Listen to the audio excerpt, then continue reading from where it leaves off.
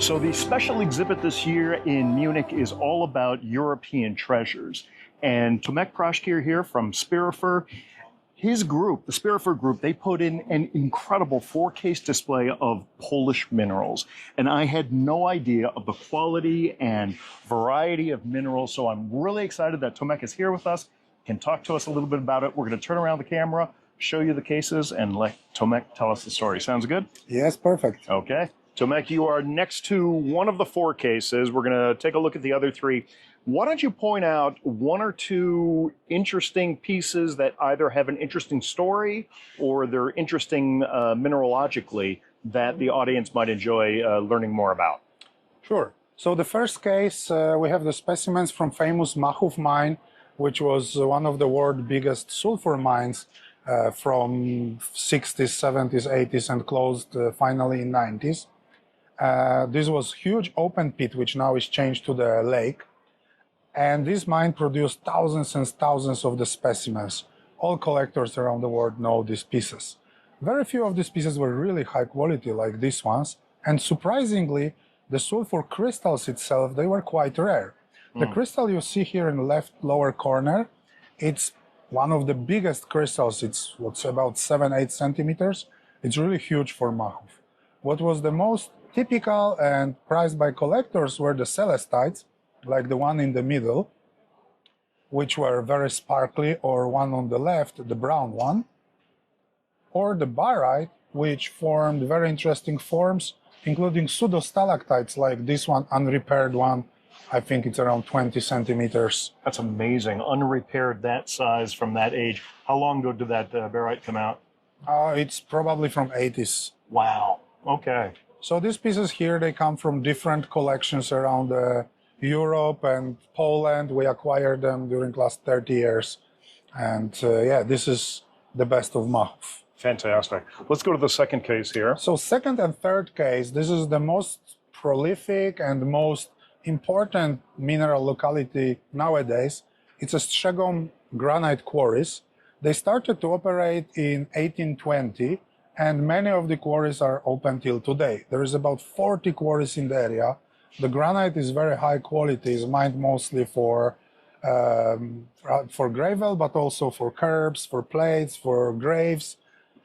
And from time to time, there are beautiful pegmatites found with mostly quartz and feldspar. This is the majority of the specimens there. But rarely, there are also incredible fluorites, which you can see the color from blue, purple, to surprising pink. That pink is fantastic. Yeah. Now, you had some of these on display in Tucson a couple of years ago, right? Yes, we've got some of those. Yeah, that was an incredible exhibit. I think a lot of people responded very well with shock and awe. Thank you, Brian. And also what's typical there is late stage mineralization, which contains a lot of zeolites. Like here you've got quartz with stilbite aureole, or on the left from it you've got beautiful chabazite crystal with unusual brownish color. This is not very typical for pegmatites, but in Strzegom we've got this later stage mineralization. In the other case, beside of spectacular fluorites, you can see the best epidote known from Poland. And on the left side, they're huge for this area, topaz crystals bicolor, reminding a lot of the ones from Volodars. Of course, smaller, but for mineralogy of Poland, this is incredible. And the last case is a mixture of classic and curiosities. I would like to point you a few things. On the upper right corner, you've got probably the most beautiful Polish agate from Puczki Górne. And agates are a huge thing, especially with the new Turkish agates.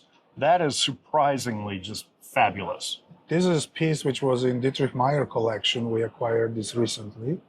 Below that is a unique specimen of anhydrite, one of the world's best anhydrites with beautiful color. And this one was found in the drill core. If you look, no kidding. Drill core of diameter 8 centimeters, and it's a miracle it survived. That's amazing. It was embedded in the halite. Halite was dissolved, and this is how it was preserved. That is I think fantastic. It's the only specimen like that on the planet. That's wonderful. Well, that's a great story. The other thing which people are not familiar to is the varus site from Holy Cross Mountains in Poland. Some of these varus sites got really incredible green color, sometimes yellow color. There are also wavelites. We've got calcite from more recent production on the right side, on the left, yeah, the orange one, and the one on the right lower corner from Grabiszyce. This is production of last 10 years, let's say, from the basalt quarry. Super.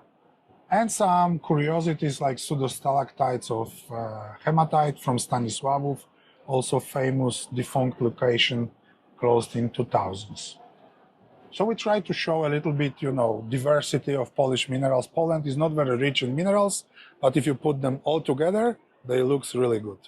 Now, are these going to be part of the museum collection that the new museum that you're developing in Yes. Poland? Yes, probably all of these pieces and much, much more will be displayed in the museum in Szczawno-Zdrój, what we are still building. It's a little bit long process. And Well, what's the update? When can we expect the grand opening? we are progressing the work quite fast, but still we have a lot of work ahead. We think now in 2 years it will be the time when will be open at least the big part of the museum. Maybe not everything at once, but the vast majority. Well, I'm looking forward to that. Tomek, thank you so much, brother. Thank you. Take care. Everything is beautiful.